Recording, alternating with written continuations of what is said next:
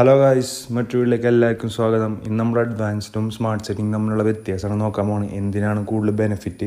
അപ്പോൾ അതൊക്കെ നമ്മുടെ ഇന്നത്തെ വീഡിയോ. അപ്പോൾ അതിനാണ് നമുക്ക് അഡ്വാൻറ്റേജസ് കിടക്കാം അഡ്വാൻസിൻ്റെ. അപ്പോൾ ആദ്യത്തെ സ്കിൽ എന്ന് പറയുന്നത് റെയിൻബോ ഫ്ലിക്ക് എന്ന് പറഞ്ഞ ഈ ഒരു സ്കില്ലാണ്. ഇത് മുന്നേ ഒരുവിധം എല്ലാവരും യൂട്യൂബിൽ ട്യൂട്ടോറിയലൊക്കെ ഇട്ടിട്ടുണ്ട്. എന്നാലും ഞാൻ പറയാം, ജസ്റ്റ് ഒന്ന് റൈറ്റിൽ ടാപ്പ് ചെയ്യുക, പിന്നെ ലെഫ്റ്റിൽ ചെയ്ത് ഡയറക്ഷൻ വെച്ച് രണ്ടാമത് ടാപ്പ് ചെയ്യുക, അത്രേ ഉള്ളൂ.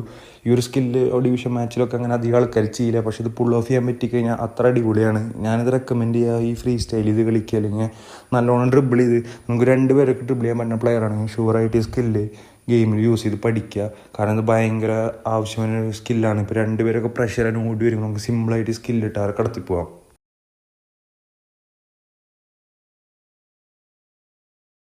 നമുക്കിവിടെ മേലെ കാണാൻ പറ്റും റൈക്കാർഡിൻ്റെ കാർഡ്. ഞാൻ അവിടെ കാണിക്കുന്നത് ഇതാണ് ഇവരുടെ രണ്ടാമത്തെ അഡ്വാൻറ്റേജ്.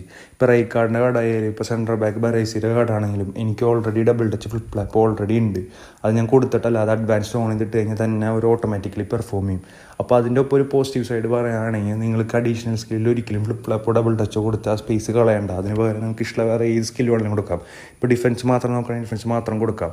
ഇതിൻ്റെ ഗുണം എന്ന് വെച്ച് കഴിഞ്ഞാൽ നമുക്ക് സ്കില്ല് ഡബിൾ ടച്ചും എല്ലാ സ്കില്ല് പെർഫോം ചെയ്യാനും പറ്റും. അതേസമയം നമുക്ക് അഡീഷണൽ സ്കില്ല് വേണ്ട എല്ലാ അഡീഷണൽ സ്കില്ല് കയറ്റാനും പറ്റും.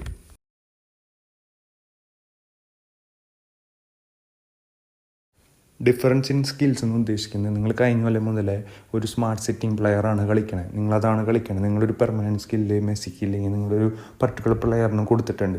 അപ്പോൾ നിങ്ങൾക്ക് അറിയാം ഇന്ന ഡയറക്ഷനിൽ ഈ ഒരു സ്കില്ല് വർക്ക് ആവുള്ളൂ, ഡബിൾ ടച്ച് മാത്രമേ കൊടുത്തിട്ടുള്ളൂ. അപ്പോൾ റൈറ്റിക്കാൻ ലെഫ്റ്റിക്കാൻ ഡബിൾ ടച്ച് അങ്ങനെയാണ് നിങ്ങൾ കളിച്ചിട്ടുള്ളത്, അങ്ങനെ ശീലിച്ചു. പക്ഷേ നിങ്ങൾ നേരെ അഡ്വാൻസ് കിടക്കുമ്പോൾ അങ്ങനെയല്ല.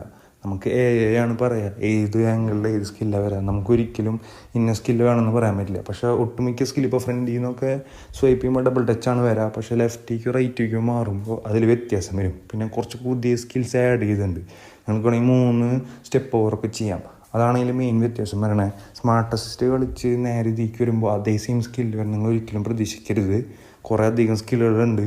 അപ്പോൾ അത് നോക്കി നിങ്ങൾ മനസ്സിലാക്കണം.